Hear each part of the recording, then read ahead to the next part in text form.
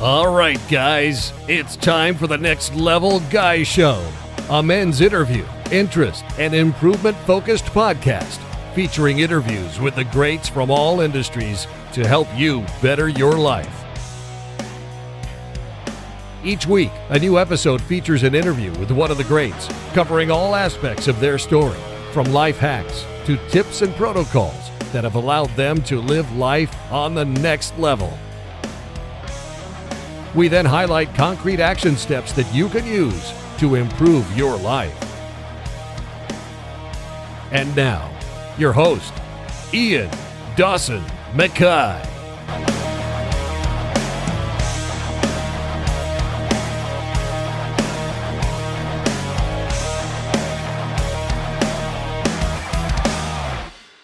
And today's guest is Taylor Ray Malynyk. Taylor is an amateur Muay fighter and K1 kickboxer for WAKO Team Canada. In this interview, we discuss Muay training, confidence, competing, and finding yourself through martial arts. She's a wise head on young shoulders and will be a future superstar.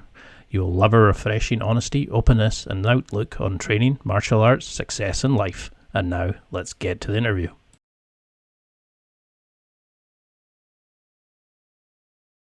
Well, thank you so much for coming on. It's an honour to feature you. I found you on social media. That sounds even worse. But I love the enthusiasm you have. I love the dedication you've got to training. But could you give a quick introduction? How would you define who the phenomenon that is Taylor Ray is? So my name is Taylor Ray. I'm 19 years old. I fight out of a gym in Scarborough, Canada. I'm a Muay Thai fighter, K1 kickboxer, boxer. I did a little bit of jiu-jitsu, but mostly just doing K1 kickboxing right now and Muay Thai. I've been training for about 5.5 years. I started when I was around 14, 15 years old, and I haven't stopped since. So this is where this has got me. I love it. I'm a big fan of jiu-jitsu. Now, I read somewhere that you didn't like grappling with sweaty men. I believe that was the quote. There's a link, a newspaper article about you, and you said you started with your dad training, and you didn't like sweating with grappling men, so you just thought you'd kick them instead. I did say that, didn't I? I did say that. Yeah, so how it went is I started my martial arts career with jiu-jitsu. And just like when I started, when I was younger, there was hardly any females doing the art. It was all just big, gross, sweaty men, and I wasn't progressing in anything. So I just felt defeated over and over again. I mean, I could understand the technique, I could understand the concepts, but it's hard to not get something just because, you're underweight, you're just not as strong as these other guys. So I didn't like it. I didn't, I always felt like, damn, like I'm not good at this. So the gym that I was going to at the time also provided boxing and Muay Thai. And looking at those guys, I was like, hell no, I'm not doing that. Like, no way are you getting me to punch someone in the face. Here we are now. I punch people in the face for a living. So started with some boxing. I got good at it fast. So then that transferred into trying the Muay Thai, and I got good at that pretty fast. So I started going into competitions and just progressing very well. And I haven't stopped. I mean, it's just become my passion now. That's a good answer. And it is when you see it being done, you think, it's fair enough, the punches and kickies, you see people doing kickboxing and you think, okay. Then when they start throwing knees in, spinning back elbows, trips. I feel like a ninja, yeah. It really gives you this sense of confidence. It opens, I think when people see it, they're like, whoa, because they can't get past the violence of it, but they don't see the beauty of it. They don't see the technique, the ritual kind of competition between the two fighters try to trick each other out. Oh, you can tell it's a chess game. It's an absolute chess game, and you don't understand that until you progress a little more. But now it's all about the next move and the move after that and the move after that. Yeah.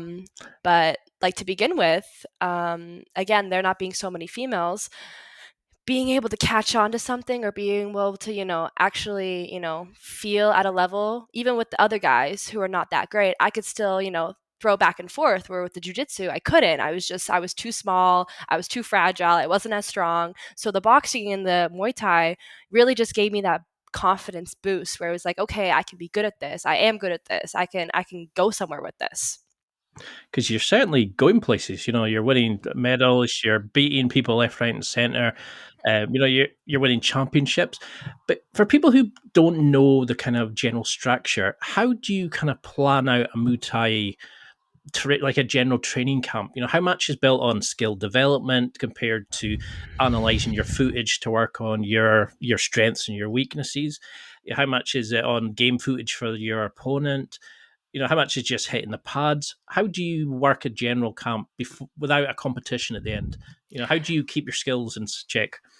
There is so much that goes into it. I've done multiple camps where it's just been like you eat, breathe, sleep, training. That's all it is. You wake up, your mindset is training. At the end of the day, before you go to bed, training, and it's all to go towards that end goal. What I've learned now, with the experience I have, is that the mental part of it is equally, if not more important than all the physical stuff, because you can work your ass off, you can train as hard as you can, but if your mental's not there, you're going to get into a fight, and looking across that corner, if you're not sharp in the head, then everything that you've worked for goes to literal caca. So that's been something that I really have I've worked on and feel comfortable with now. But the camp usually starts with 6 weeks before, 2 to 3 months mostly. Then the last 6 weeks are very hardcore. Diet, nutrition, physiotherapy, just all those things, all the components that kind of you just gotta prepare your body for the fight. So how much do you roll in sort of cognitive sort of fixes? The things like visualization, games to work on your creativity, because I think a lot of people think it's just throw in as many punches and kicks as you can and hope the person falls down in front of you. But there's a lot of kind of like feints and combos and things like that. How much do you work on that kind of luring somebody into a trap? Because I don't know if you know who Hodger Gracie is, the BJJ legend. He was saying that he trains to bring people into his game rather than trying to defend what they're doing. He wants to bring you into his strengths and minimize his own weaknesses so he can attack you best. How much do you use creativity? How do you work out a game plan with your coach for your next opponent, or do you just work on keeping your strengths and going, I'm leading them into my preferred punch, my favorite kick, etc.? You know what? It's all about having fun. Like all the game plans that I've made never go the way that you plan it out to be. You can make every game plan you want. When you get in the ring, you're just like, So honestly, I just revert back going to what I know, what I'm good at, and each fight's different, so I just take it as it is. I always have a game plan. What I'm gonna work on, what I know I need to do, what I need to focus on. But at the end of the day, I'm not going in there going, I'm gonna do this, and then when they do that, I'm gonna do this, and then that. It's like no, it's what's gonna happen is gonna happen, and I'm gonna fight the way I fight. And that's a better way to be, I think. The more you make a plan, the more you panic when it doesn't go down that line. And I think that's the thing is people go, I'm going to throw this punch and then spin into this.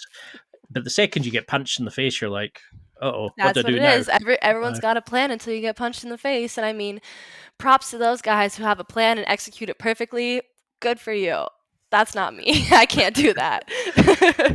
I just use pressure passing. I'm a big guy, so I just squish and work my way through a body lock passes. You're that jiu-jitsu guy that I didn't like. That's why I stopped doing jiu-jitsu. I'm sorry. Well, a big part of this series is I love to speak to people who are up-and-coming superstars in their industry. And I know you're going to be major successful, but you have this kind of knack of having disgustingly happy through every training session. I always am breathing out my arse by the end of it. How do you use exhaustion in your training? Because people don't realize how knackering a fight is. Like once you start going into multiple rounds, etc. Do you add in going for a run, multiple rounds of HRT training, etc., then do some sparring to mimic the exhaustion of a fight? How do you get used to that so it becomes easy in training so that you can just fight in heaven? Something that my coach says to me and my fight team constantly is that the training is worse than the fight. You should never be worried about the fight because the training is going to be worse. So that's something that we prepare for. Getting into that ring, I should have no worry in the world because what I've gone through, the weeks before, will be a million times worse. So when it comes to that. The exhaustion and all of that, you just use that as fuel. You want to get to that point of, oh my god, I can't push anymore, oh my god, I can't push anymore, because once you get there, you push a little bit farther and you go, okay, well, I'm not going to feel this again, this fucking sucks, I don't want to feel this in the ring. So once you get to the ring, you're like, hey, I've been there, I felt like shit and now I feel great. So that's what we do. So do you do things like, well, we called it Shark Tank in Jiu-Jitsu, where you have multiple rounds, that fresh Yes, opponent sir. every minute? Yes, sir. Yeah, Yep. and I will be stuck in the middle. My coach will put, a person at each corner and we get 30 seconds. So I'm in the middle for a whole 5 minutes. People in the corner will rotate every 30 seconds. That person goes in. Every 30 seconds, that person goes in. That person goes in. That person goes in constantly. So the person in the middle is being shark tanked. They can't get out. They got to stay up for that whole round. And then of course you end up rotating out. But oh yeah, Shark Tank's a great one. yeah, when you're finished it, yes, I definitely agree with that. And what about your kind of approach to training? How much of an input would you have into your training? Or are you kind of, I just will do what they tell me, I will do it with enthusiasm, I enjoy it? Or do you get kind of to sit and go, I want to work on this area of my skills? Is there anything kind of, or do you lure the master plan kind of thing?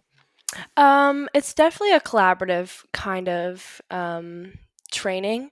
My coach obviously is going to tell me what to work on and what he thinks I need to improve on, and so on and so forth. But I mean, if I'm coming in and I'm like, you know what, I'm not feeling so comfortable in these aspects, we need to work on this. To go, yeah, cool, we're doing that, and we'll do that.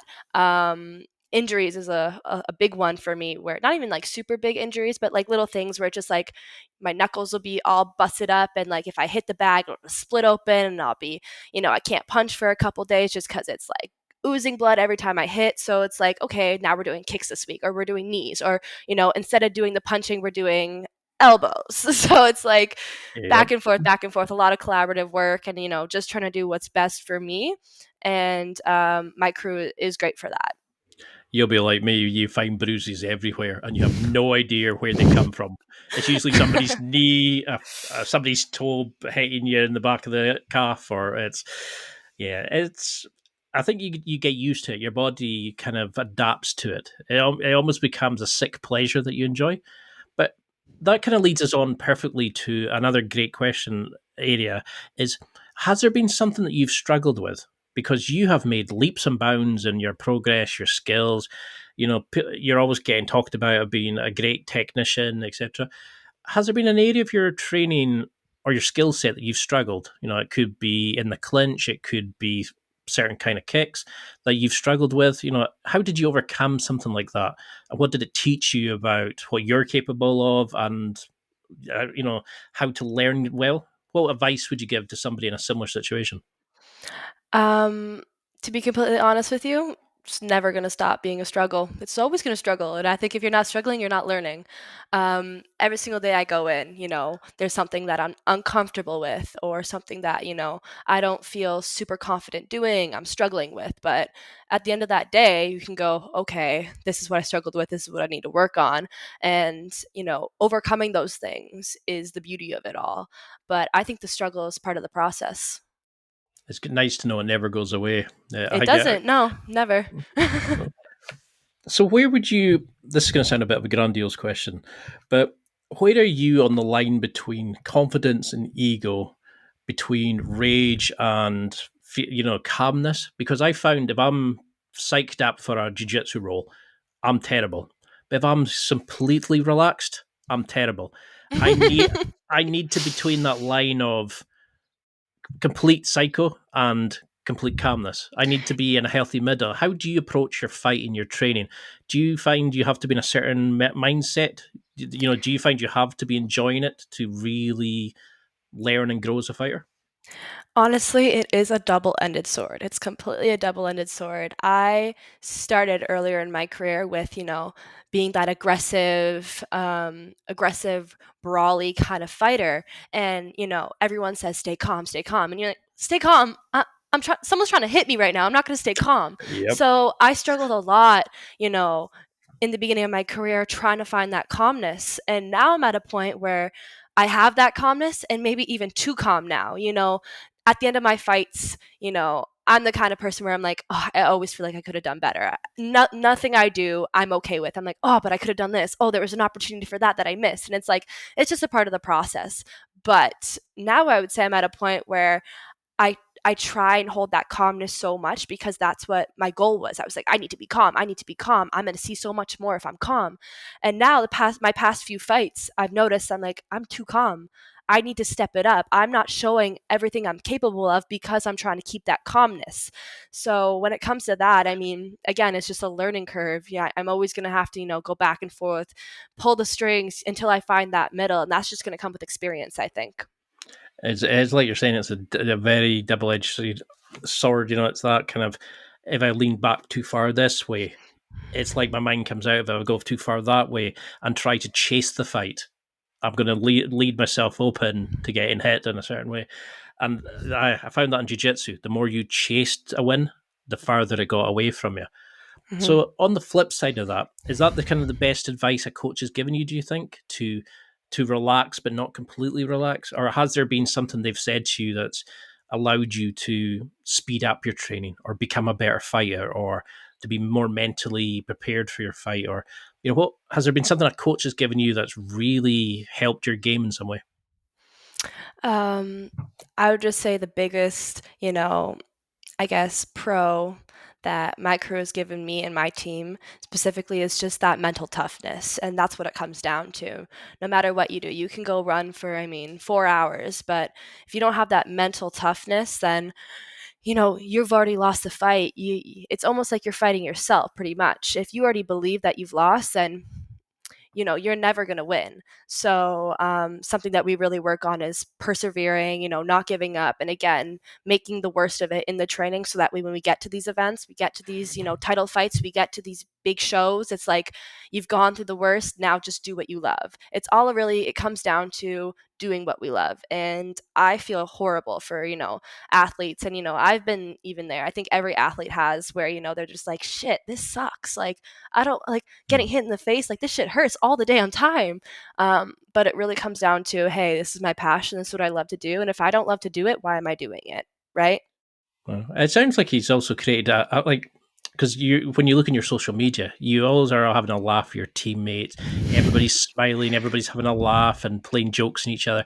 And he looks like they've created a great kind of training environment. And I think that's also We're a something. family. We really are. My crew has really created us. We are very tight. We're family oriented. Right after training, we'll eat together. We train together. We run together. Sometimes, we'll be sleeping on the floors together. Like we're a big family. And I think that's something you need. And a lot of people see their training partners as the enemy. I have to win against them, when it's you're there to help each other become better. So how do you work on becoming better then? Say you had a new body lock trip, for example, that you were learning, or a new type of kick or a combination. How do you prefer to learn? Do you want to watch somebody doing it? And then do you break it down into its individual parts? Or do you kind of just keep doing it, repping and repping it until it works for you? How do you like to learn a new skill? Practice makes perfect. I've never really been a person to, watch. I'm more of a doer than a watcher. So even if I look absolutely horrible doing it, I'm gonna do it until it looks a little less horrible, and then I'm gonna keep doing it till it looks a little less horrible than that until I get it. And that's kind of how I take that approach. Sounds like my jiu-jitsu. It's keep going till it's less horrible as possible. That's Exactly. so. How then? It's how do we build the combat brain? Because people think it's just throwing punches, and then hopefully the better one wins.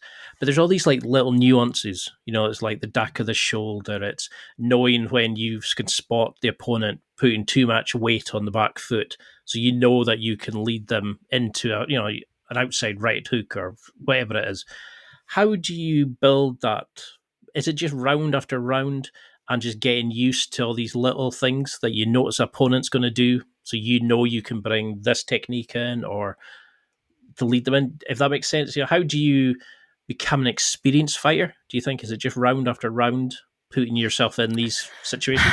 I think it's definitely a combination of, finding that exhaustion round after round and, working your way and adapting to certain, techniques, but also technical sparring is something that's really helped me. Not, full out throwing bombs at your partner, but really slowing it down and using that technical kind of way to go about it, technical training.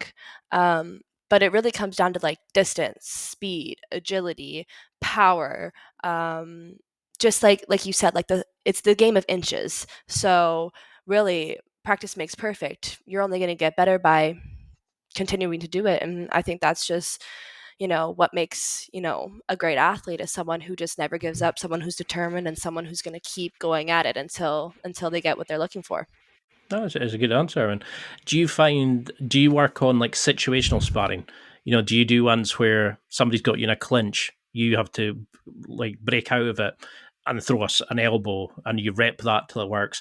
Do you have maybe one where you're just engaging and you've got a combination when you have certain distance between each other? Do you work in certain situations, or do you just let a fight flow and your coach will say, let's work on this area?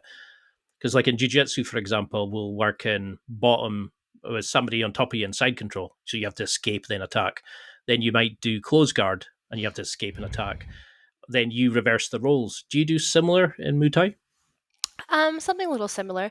If we'll break it down into like clinch, long distance, short distance, elbows, knees, kicks, punches, combination of everything. So like if we're doing a clinch day, um, usually my crew will let us flow, and then when he sees something, he'll be like, okay, well, when you're stuck in this position, what do you see here? What opportunities do you have here? And what would you do? So then I'd go, okay, show him, be like, okay, but do you see how here, this and this and this, et cetera, et cetera, et cetera. So it's kind of, again, a collaborative kind of what I would naturally do as a Muay Thai athlete, and then his knowledge. So it's like I'd be doing it and go, yeah, you're right. Okay, that does make sense. And that way I'm learning it physically and it's going to stick with me more. Where if he just shows me something, I'm going to forget that in 5 seconds. I'm going to get in the ring and completely forget what he's talking about. As I feel like if I'm doing it, then I can see those openings with his help.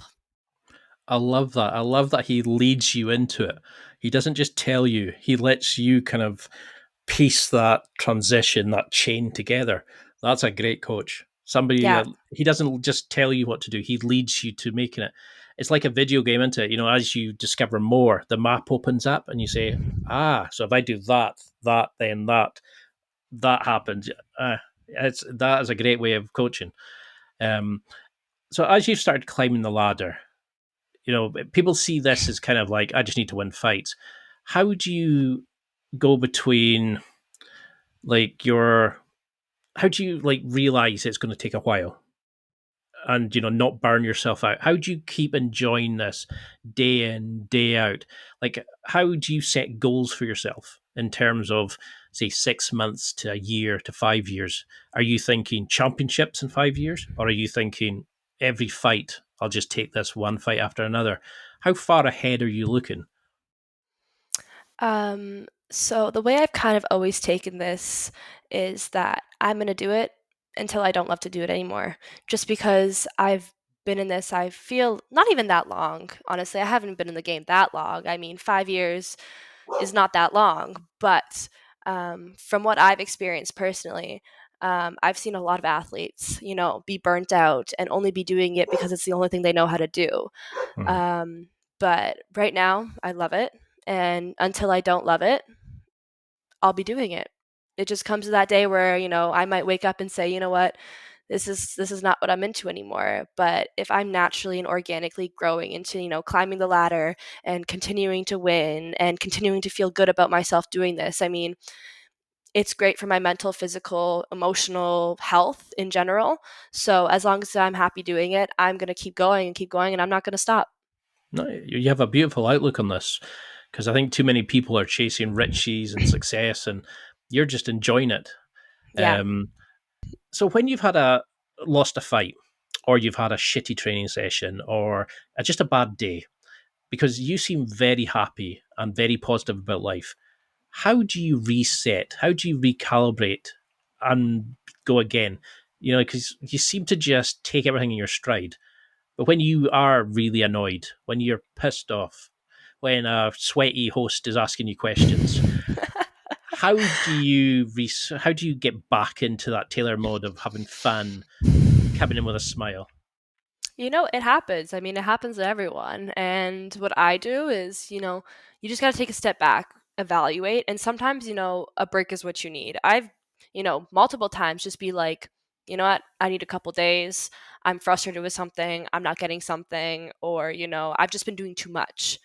And something I've also struggled with is taking those couple days, because I'll take a day, 2 days, and I'll be like, shaking in my room, like I don't know what to do with myself, like what do I do now?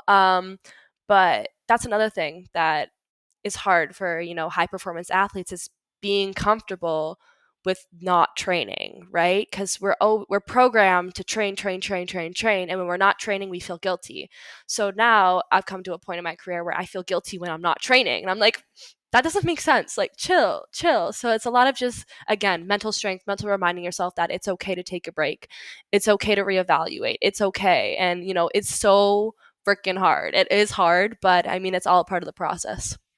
It's definitely something that I notice, like, especially with people with businesses, for example, they'll start panicking that they're not grinding 24/7, because there's this belief that you have to work every minute of every day to be successful. And it's not always true.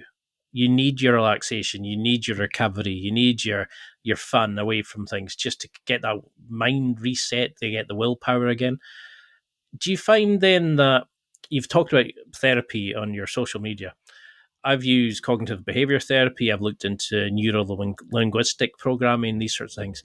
What sort of therapy did you have, and did you find it helped you in a certain way? How did it help you get emotionally, mentally ready to fight?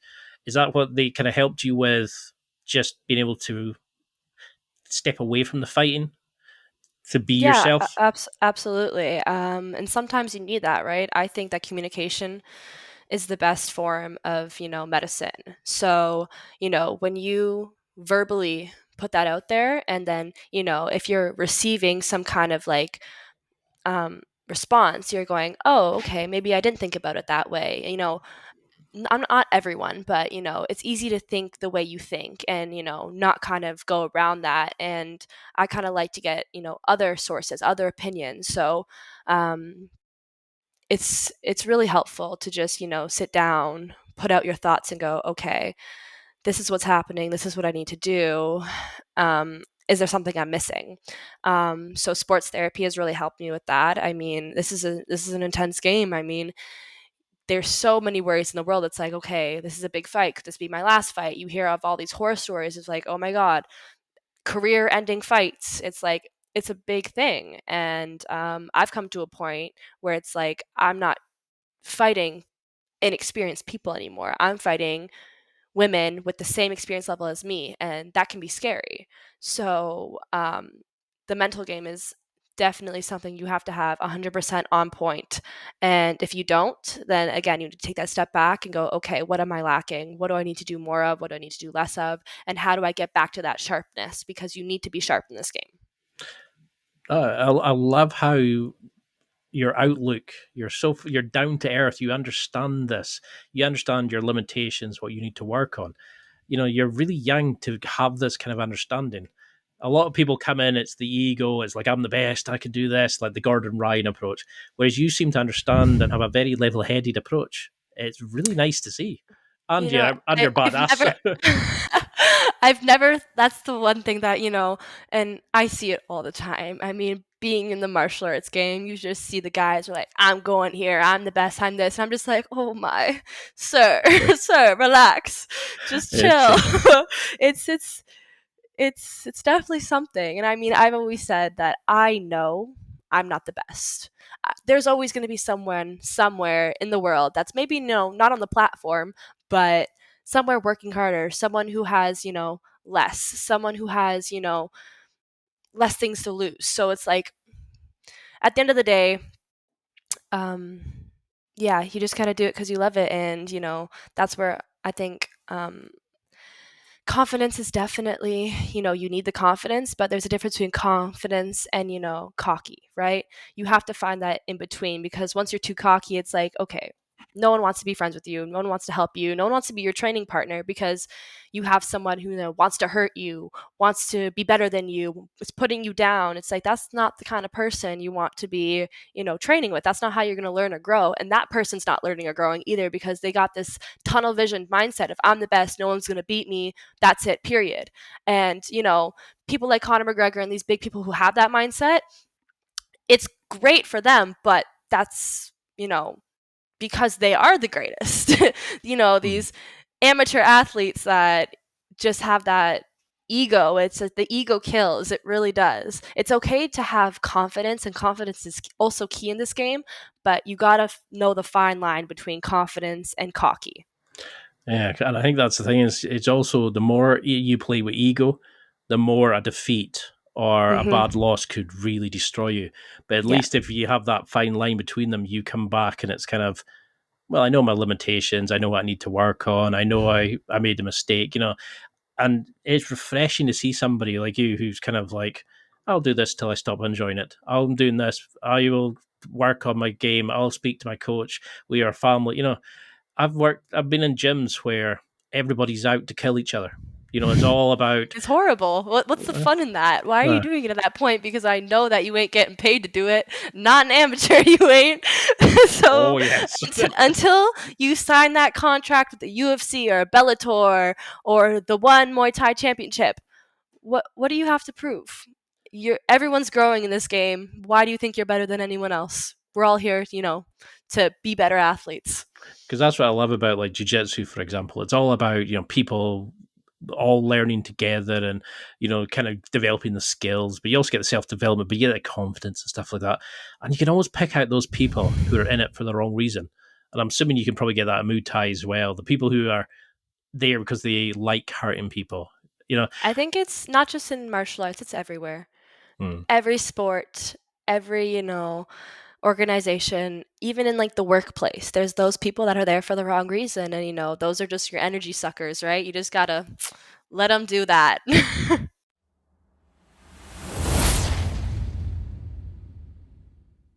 It's time for a quick break. There are millions of potential products to buy, so how do you know which ones are worth your hard-earned money? Simple. You go to nextlevelguy.com/affiliates and explore those that will transform and improve your life.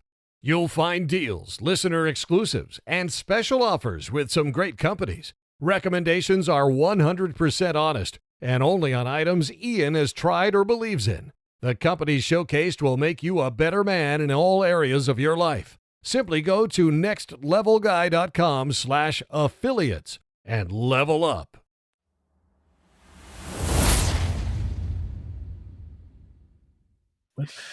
So say we have a competition, like, you're fighting, like say tomorrow, for example. What would you be doing the night before? What would you be doing the morning of? Not so much your warm up, because I'm assuming it's the same kind of drills and stretches and mobility exercises, but how do you get ready? How do you go from Taylor the Smiler to Taylor the Badass? How do you get into that fighting, that competition mindset? Because in Muay Thai, you do like the traditional dance. I can't remember the name of it, unfortunately. But how do you get yourself mentally ready? Do you have a playlist that you listen to? Do you do something with your coaches to get you in the zone, ready to go? Or are you just, all right, I'm going to go out and have fun because I enjoy this? How do you approach it? To be completely honest with you, I do nothing. It's another day in the office. I mean, that comes with, it's not as bad as the damn training, so I'm excited for this. I like to be around my sisters. I have 2 sisters and a brother, and just being around family, just, I mean, don't tell my coach this, but like, I'll go to work. I just, I, I just do what I do. I'm not, stopping my entire life because I have a fight tomorrow. It's like, I've been training for this. I know I have the Mm. strength, the motivation, the mental power for this. What I do the night before is not gonna determine, how tomorrow goes, because I'm gonna fight tomorrow the way I fight tomorrow. Um, I've had fights where the night before I'll work, go to get a good night's sleep, wake up, hang out with my family, have a good breakfast. Um, just be myself. I think that when, the hype is too much and you're stressing yourself out so much, it's like, oh my God, you've already put so much energy into something that doesn't need to be. I mean, enjoy the moment, enjoy the butterflies, enjoy the nervousness when you're there. If you're overhyping this the night before, the week before, and it's hard to say that because everyone gets nervous, but if you really find that just calmness and you go, okay, this is what I've been working towards, this is what I want, this is why I'm here, then I think that's the best position to take. I don't think you really appreciate just how unique you are, because you have the mindset of a much more older, experienced competitor compared to the amount of fights you've had. Because the outlook you have is fantastic. Because usually I get people that come in and I've had people talking about no sex before a fight. I'm going to bed at 8 o'clock at night. And I was like, would you do that normally? And they're like, no. And it's like, well, why are you going to do it before a fight? Why are you going to change your routine? Or other people turning up and they'll eat a completely different breakfast than they would normally. And you think, well, why are you changing your routine? Why are you going creating mayhem? And other people talk, I go get a Subway and have a Coke. And they have the best day of their life. And you're like, how does it work? Have you ever struggled with nerves? Or are you always just... Absolutely. Absolutely. Are you kidding me? I think any person who steps in a ring, no matter how confident or cocky you are, there's always that self doubt, and it's always going to be there. Hmm. No matter how sharp you are in the head. I mean, it's the good and the bad. It's the devil and the devil and the angel. It's always going to be like, oh, what if? We are programmed to have doubts. We're programmed to self doubt ourselves. But I mean, that's where that mental toughness comes in, and you really got to take a look at, okay, what have I done to prepare for this? Why am I doing this? Do I enjoy doing this? Right? It's like everything Hmm. lines up, and the nerves, that's what makes you a good fighter. If you're not nervous, then it means you don't care. So as shitty as it is in the moment where you're like, oh my God, I feel sick, I feel like I'm gonna throw up, it's like, how great am I gonna feel with my hand rosen, with a huge belt, right? So, and I have to remind myself that it's not just in martial arts, it's everywhere. Soccer, basketball, volleyball, the day before a big game, everyone feels this way. Or even, a big interview, new job promotion. It's like, that's what life is. So there's no point in, over stressing about it, overthinking something that will be if it's meant to be. Fantastic answer, because that's what a lot of the top competitors I've interviewed. I've done like Hodger Gracie, Gary Vaynerchuk, and all that. Some of the legends of their industries, and they always say the nerves are always there. You feel them, but you need to accept the message they're passing. It's just your brain trying to keep you safe, and a lot of them will give their nerves a name. They'll go, "Look, not just now, Igor. I'm fine. I appreciate you, but and they say by giving it a name, it takes the power away, and it just... And I thought, this is... and I tried it, and it's like, whoa, this actually works, because you're accepting they're there. They're always going to be there, but you're not letting it rule you. And I used to shit a brick before our competitions in house. I could be in my head, and I would lose a round, and I'd be thinking about it like 3 days later. And then I remember thinking how stupid it was. I was letting my life be dictated by success if I won a round in a jiu-jitsu competition. Like it mattered. Doesn't mean you're a bad person. And that's the one thing that I love about this sport. That's why I started martial arts to begin with, is that you win or you lose. And at the end of the day, you can't blame anyone else. I mean, of course there's politics and drama, but at the end of the day, if you get knocked in the face, KO, what are you going to say? oh, Which, I wasn't feeling well, or oh, they cheated. It's like, no, you got knocked out. That's what happened. So it's the beauty of it all, and that's why I love it so much, because at the end of the day, you're gonna go in the ring, put all you have into it, and that's the result you're gonna get of that. I mean, if you didn't give it your 100, then maybe that's, why you didn't win, or maybe did win. hmm. So that's why this is the best, I think. Well, I interviewed a fighter pilot called Hazard Lee. He's got a fantastic book out on decision making, but that's a by the by. But one of the things he said was they'll have a review. So they'll have a 15-minute combat run where they're going out dropping bombs, maybe if it's a target one or a real life combat engagement. And they'll come back and they'll have a 3-hour review. They'll sometimes listen to a radio call somebody made 15 times so they can understand how they can improve that, how they can get people to make better decisions, these sorts of things. How do you review your training? How do you review your fights? How do you kind of take all of this and become a better fighter for the next one, go in better training? How do you, because when you went from Canada to over to Italy to fight, and you said it was a big step up fighting internationally to dealing with people on a different level of quality, how do you kind of review it and keep growing? Is it just going out and enjoying it every time, or is there more to it? Um, there's definitely more to it, but when it comes to the reviewing, I try not to right away. I mean, at the end of the day, win or lose, I know that when I step in the ring, I give it my all, and over reviewing it, over analyzing it. You mean at that moment of time, I can't change what's happened. I can't do anything more. So I kind of just try to, enjoy the high of the fight. And then, next week or the following week, my coach will be like, well, we could have done this or we could have done that. And I'll be like, yeah, Mm. I thought about that. Let's work on that. Let's start doing that. So that's more of where the reviewing comes, but I don't sit down with my fights, overanalyze every single second of my fight and go, oh, I could have done that there, or oh, I should have done that there, or look at this.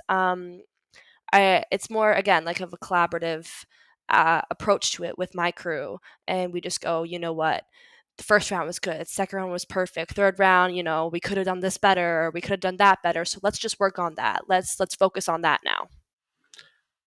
I love it. I wish I was like this at 19.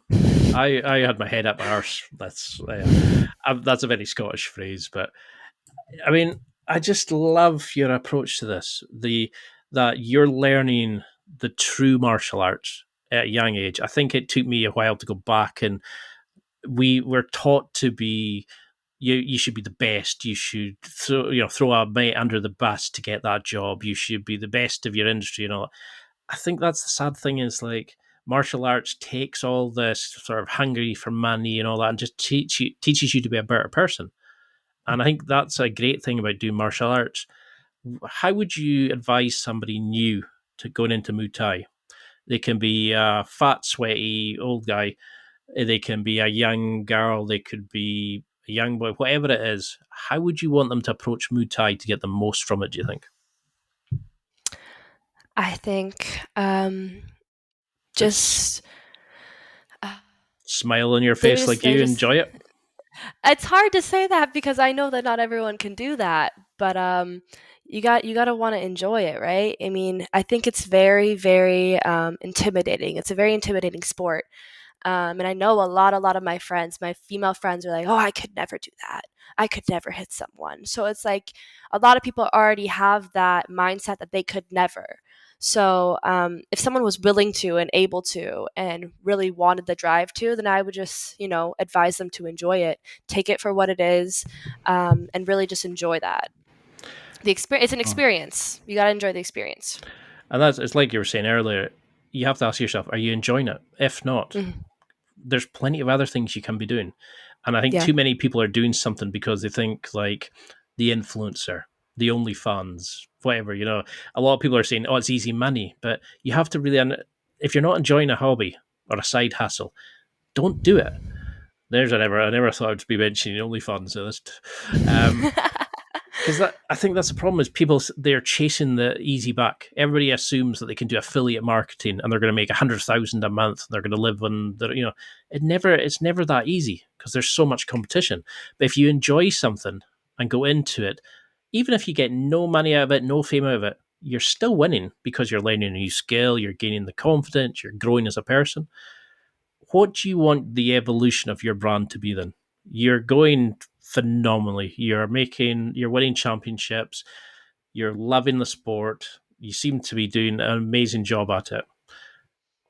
What's success mean for you? Is it doing it because continue doing it? Do you love it? Are you looking at titles? Are you looking at marketing deals? Are you looking at going into the professionals? What how do you Um, define it? I've looked at, majority of those, but really at the end of the day, I just want to show women that, hey, we can do this. Um, Even though women in the martial arts have, evolved hugely over the past even 5 years, 5, 10 years. Um, I want to show that, hey, blonde, pretty girl can still kick ass. And there's a lot of women out there that, again, still find this intimidating. A lot of my friends, I've brought to the gym and I've been like, hit it, you can hit it a little harder. Like, you don't need to, Uh, I know what you can do. Like, hit it a little harder. So I think that, the women just need someone in their corner that can go, hey, we can still do this. You don't need to, be all, da da da. Like, you can hit them. You can hit it. and I've trained with some girls who have like they could break jaws with it, the elbows they Absolutely, could yeah. swing. I love watching the girls more than I like watching the guys. Absolutely. And I love that moment when you see somebody when they realize the real raw power they have. Isn't Exactly, yeah. it doesn't need to be the raw power they have in their swing, but that about that sort of what they're capable of, that ability to be good at something, to let themselves out in a sport, because we hold ourselves back, I think. Because I remember doing judo, and they did a basic one where they got a guy to lie down, and you had to do from a side, like you were sort of lying on the person. And one of the guys who was in the beginner class said, "Oh, I've never been this close," because you have your personal space, and Yeah. suddenly, jiu-jitsu, you're basically lying on top of each other, sweating in each Mhm. other's faces. Muay Thai, you're holding each other and punching each other in the faces. You look eye to eye. All these. I think that for a normal society It's is not really normal. weird. It's not normal, yeah. And it's funny you say that because yesterday I was holding pads for a younger girl who I hadn't really talked to in my gym. She's a bit newer, and usually when we do pad drills, we'll switch. And she was like, "Oh, I just want to tell you, like, I'm really scared to hold pads for you. Like, I don't know if I can do that. And if I'm not good enough, then I'll just sit out and like, we could get someone else to do that." And I was like, "What? Like, no, girl, no." And it's just Mm, like, oh, it's like, oh, soul crushing. I was just like, that whole time, I was just like, "You're doing great.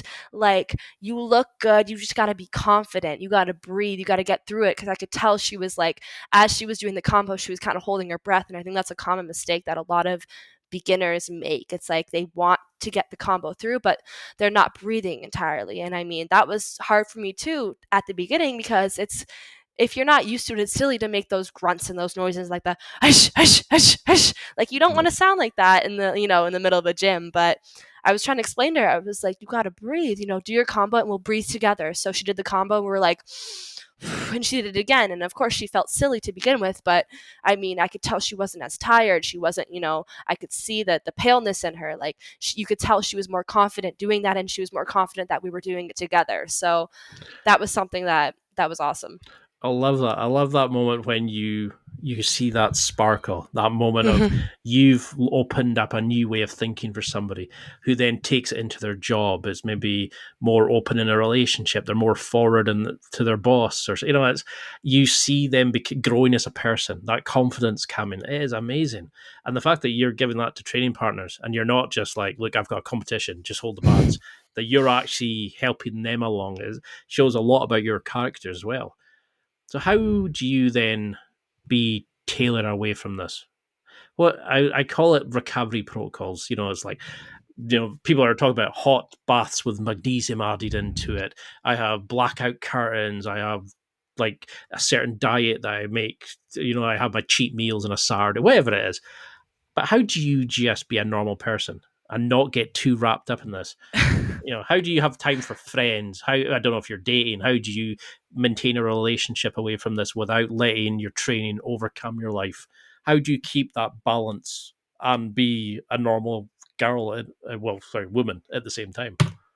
It's hard, it is, and that's something I think a lot of athletes of any sport deal with. I mean, when it comes to a really big competition, what you put in is what you get out, and I've been in positions like when I was going to Italy, um, the 2, 3 months before, I was, eat, sleep, train. That's all I was doing, and then you run into things like burnout and overexhaustion. And, when you think about something too much, it's just like you know, you don't want to do it anymore. So that was something I definitely experienced where I was eating, training, sleeping.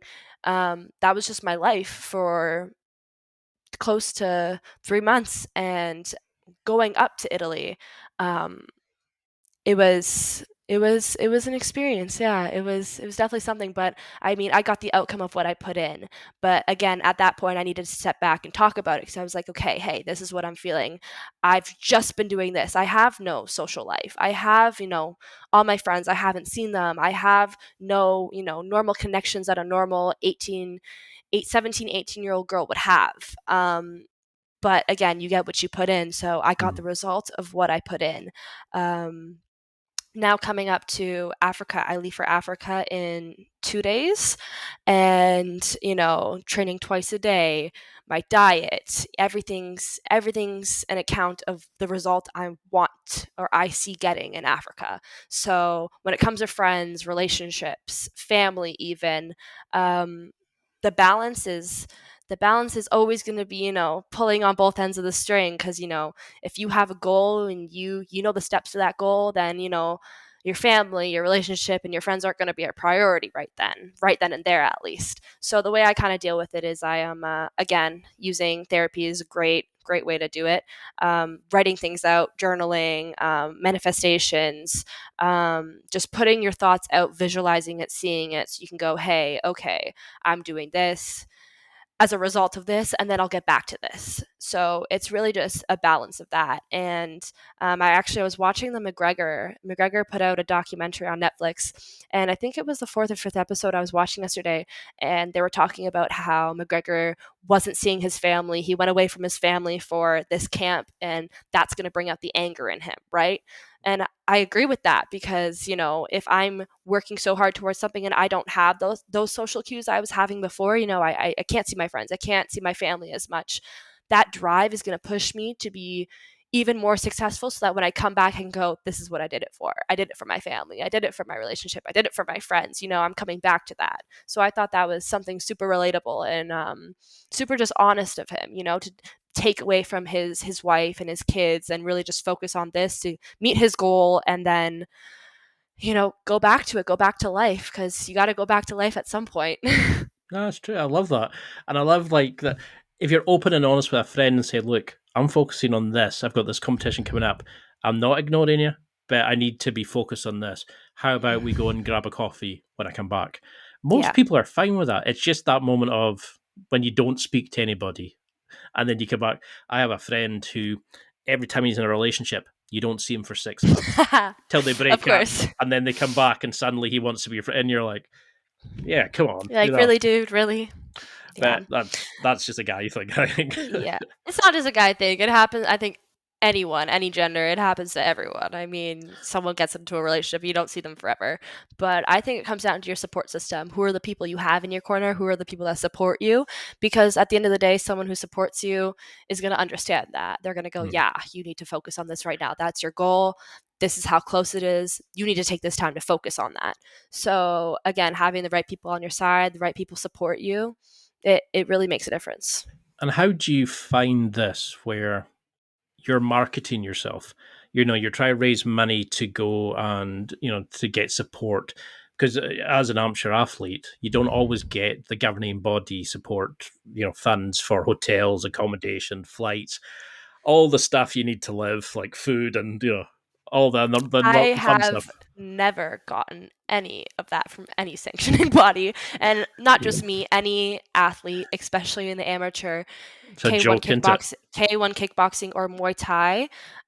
You just don't. There is no funding for it. It's not super recognized Canada wide as of yet. It's getting there, but we just don't have that funding that, even Team Canada boxing has. Boxing is a lot more funded than Team Canada kickboxing is. So it is very hard. And I mean, it's very unfortunate that I know a lot of athletes who are fantastic athletes who just can't afford to go do these things. And I mean, they are getting the amateur fights they are here in Canada, but it comes to a point where you go, okay, I'm fighting the same guys over again. Same thing with me. I've been fighting the same three girls in Canada for the past like 3 years now because there's no one else. So you have to go internationally. You have to, broaden your horizons. You have to get different competition. But if you can't afford that, and of course, Canada can't support that financially for these athletes, then I mean, you're stuck. You can't really do anything, which is super unfortunate, but it's just what it is right now. Well, then how do you deal with it as you start going international? When you suddenly become the person people want to interview, the person that people want to come up to you, and take your photo. The people you might get negative comments on social media. You might start getting the creepy guys like ogling you while you're training. But how do you start dealing with the stardom of it, because you're marketing yourself because you're the professional fighter. So the same way Conor McGregor gets the trolls having a go at him for him promoting his whiskey and stuff like that, or, when you're suddenly asked to do interviews, how are you finding that transition from just fighting to actually having to sell, tailor the fighter, the whole package, if you know what I mean? Um, it's interesting that you say that because it kind of the way that my social media kind of went out and went up kind of happened organically. Hmm. I didn't do much to promote myself or post every single day at the right times for the algorithm. It's like It's interesting when you I look was at just it, because you go yeah, from like school to suddenly your multiple massive stadiums. You're like, what? yeah, I was just being myself. Honestly, I was just putting out there what I would have been putting out there with just my friends and family following me. And I guess that just grabbed the attention of, the community of martial arts and it took off from there. But I think it's definitely a wow factor when it's like, oh my God, a woman, pretty woman is fighting. So that Mm. obviously grabs some sort of attention. But again, the hard work and dedication and, my resume behind that shows that I'm not, just a girl with gloves on because there is a lot of that out there. But yeah, I definitely think my track record and my experience and, my achievements speak for themselves. Because you see people saying, "Oh, you need a social media consultant. You need to get a media manager. You need," and you're like, And I'm "No." so terrible with all of it. I honestly am. Like, um, everyone is on social media. It's hard to not be. That's kind of what our generation is now. But the feedback that I've been getting from my social media personally, I'm like, God, this is I don't want to look at all this. This is too much. I don't want to go through this. I don't want to, and I probably should more than I am. But I kind of just put out what I would have originally put out with no following, and I get the response that I get just being myself. No, it's a Um, great answer because people are following you for you. You're not portraying somebody. You're not giving a character. You're being the real you, and yeah. that's the thing. And When sometimes the real me might not post for 3 weeks, but hey, I'm sorry, guys. I've been there, it's 3 months down the line. You're like, "Oh yeah, I did have a podcast. I should go." I got told I should be putting out like 10 Instagram reels. I should have 3 Facebook posts a day. And I Yeah. need to, and I was like, and how am I going to go on dates? How am I going to go and work? How am I going to And you do know all the what? other stuff? Maybe that is how, these big influencers, these big people get successful because they know the ins and outs of social media. Me personally, I don't care to learn all of that. I don't. Mm. And, if that's what it takes to get there, then I don't want to be there. My life is not going to be consumed by sitting on my phone every single day, posting, making an alarm every other hour to post at a certain time, at a certain, for a certain audience with a certain hashtag. Like, I'm just going to organically grow in the sport that I love until I don't love it anymore. And, people are either going to support me or not support me through that journey. And I'm not going to beg for the attention. So I love the support that I have. I love the people that are following me. But it's not going to consume my life. Everyone's human. Everyone, has bad days, good days. And I don't owe it to anyone to post every single day or show the world what I'm doing or what time I shit. Like, no, I'm sorry. I mean, I'm sure there's somebody might be interested in maybe, that. maybe someone interested, but they wouldn't be getting that. Because there's some of the stuff. I mean, I can remember one of my comments when I first started was I had one of the biggest interviews I'd ever done. I'd had hundreds and hundreds of people watching it, and I thought, this is amazing. And somebody said, I don't like his accent, like meaning me. And I was like, what do I do? I can't change it. It's the one I'm stuck with. And I thought, well, how can I change? How can I be a bit more American? And I thought, what the fuck am I doing? I'm trying to change my accent that I'm born with to suit some random tosspot on the internet. And I was like, no. And I love that you're so down to earth that you're saying, I'm still going to post the same stuff when I want. You can get somebody that deals with that later on when you become a superstar. You can do all that. They can deal with the image stuff. You just be you. And I think you're doing a fabulous job of it. It's so refreshing to see how amazingly experienced you are on a young head. You're kind of just seeing stuff that very few competitors find later. And it's so refreshing. And you're doing an amazing job. How can people help? How can people support you? How can people, is it joining your social media? Are you going to be creating a website? Are you going to be doing other stuff? Are you going to be looking at, I don't know, like other social media ways for people can interact with you? What's your plans for kind of growing this? Like, how would you like to evolve? I know it's a bit difficult, but are you looking at like setting up your website and having training camps and things like that down the line? How do you want to grow into this, or are you just doing this till it stops being fun? I think I definitely got a long road ahead of me. Like, I'm only 19 and I don't know what's going to happen in the next 5, 10, 15 years. I am going to do it until I don't enjoy doing it anymore. But as of right now, I love doing it. My only platform for this right now is Instagram. And I mean, the best way to support me through my journey in my career as a fighter is, again, just supporting me through that. I've done a few donation campaigns for just like the expenses that I have to pay on my own for international events like Italy, Mexico. I'm going to Africa soon. So that was, a big chunk that, came out of my savings that I was like, oh my God, I gotta, I don't have any other competition here, but, I want to be able to have this opportunity to go with Team Canada to Africa and, compete as a female athlete for Canada. So, really, my biggest goal right now would be the Olympics. Everyone asks me, "Oh, well, when are you going to sign pro? Why don't you want to sign pro?" And I just don't see the point of it right now. I mean, I'm still so young. I have so much more to learn, and I'm just going to keep growing and growing my knowledge until I am ready to eventually do that, if that's what I want to do at that point of time. Um, right now. They took boxing out of the Olympics. They took karate out of the Olympics. I think they're looking to put kickboxing in for 2028. And I know WAKO Canada is that's one of their main goals is to get that set up for the amateur athletes for 2028. And if that's the case, then I would be one of the candidates for that. Awesome. And that's kind of my main goal right now. But that's a big if, even it is put in the Olympics. Yeah. So that again comes with the funding and the recognition for kickboxing in Canada, which is growing and growing, but it's still not as big as boxing. And if boxing's not in the Olympics, why would kickboxing be in the Olympics? So.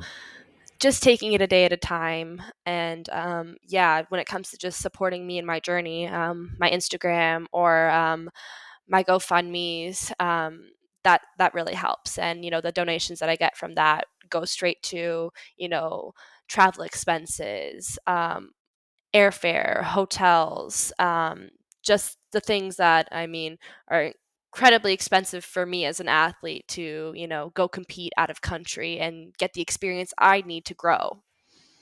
It's amazing, isn't it? It's like they're like, "Oh, come and represent Team Canada. We want to pay for you. We won't pay your hotel. We won't pay your accommodation. The little things like food." It's frustrating to understand. There is no logic to it, but I mean, it's hard because where are you going to pull this money from, right? So.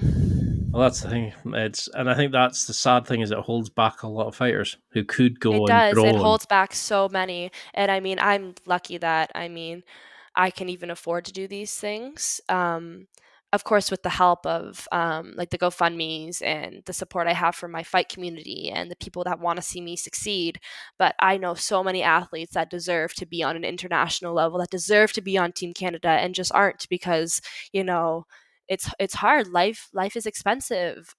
Cars, housing, food, everything is so expensive now. And, to do what you love and have to pay for it's excruciating. It really is. Well, it's been an absolute pleasure to have you on. I mean, I know we're over our time limit. Well, it was really sorry to take it up, but I just love your mindset. I love your approach to this, and it's so nice to see that you're the same person on your social media as you are in real life. That you're, and it's such a nice way that you look at martial arts. You don't put so much pressure on yourself. You're enjoying it. You're involved in it. You're having as much fun with the people you train with, rather than just your individual goals and stuff. And I think hopefully one day you might realize just how unique an approach you have to it, because very few young fighters have it. It's all ego, whereas you're driven from a love of the sport. So you're definitely going to be one to watch. And I know you're going to be in the Olympics. You're going to be kicking ass all up and down. What do you want people to take from this? I know this is I usually ask like the people I interview, what do you want people to remember from this interview? It can be from about competition. It can be from somebody who's a growing star in the industry. It can be anything or anything. Is there anything that you think summarizes this interview about life? I know it's a bit unique. It's a bit unique, but no, I have an answer for it for sure. I kind of have a motto that I kind of go through my days reminding myself. And it's, it's as simple as what's meant to be what will be. It is what it is. I find myself 15 times a day just going, it is what it is. So what's meant to be will be. And I'm just going to keep being me. And I think everyone else should, just be the rawest, purest version of themselves. And that'll get you so much farther than, pretending. Jesus, honestly. Well, I think one day, because I think back what I was like in 19. Holy hell! Compared to what you have this beautiful way of looking at life, and I love that. And I really hope this goes on to other young people who are listening, who want to go and chase their dreams, to realize that there is more to life than doing it, but you can have fun. You don't need to be living in the gym 24/7. You can be a normal person and enjoying it, and chasing. It is too short to be angry, be hostile, be cocky. Like, you gotta, if you're not enjoying life, then you're doing something wrong. There's so much to enjoy. So there's no point in being, the bad guy. Well, I'll definitely have to get you back on when you're becoming a superstar, when you're winning fights left, right, and center. I hope so. I hope so. That's the goal. Well, thank you for having me. I know you're going to kill it down in Africa. I know you're going to kill it in your next international tournament. And, you could even give me a shout out when you're holding aloft the multiple championships, etc. But I definitely will. I'll let you know. I'll call you up in Africa and be like, hey, I just won. And how can we... I don't like following, but how do we follow you? How do we follow along this journey? Is it Instagram the best way? Are you thinking a website later? Possibly down the road, later on, but as of right now, just taylor.ray.muay thai.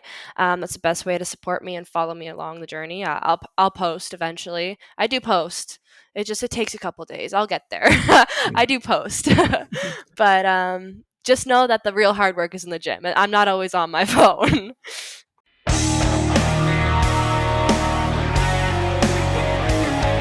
Well, that's it for another week.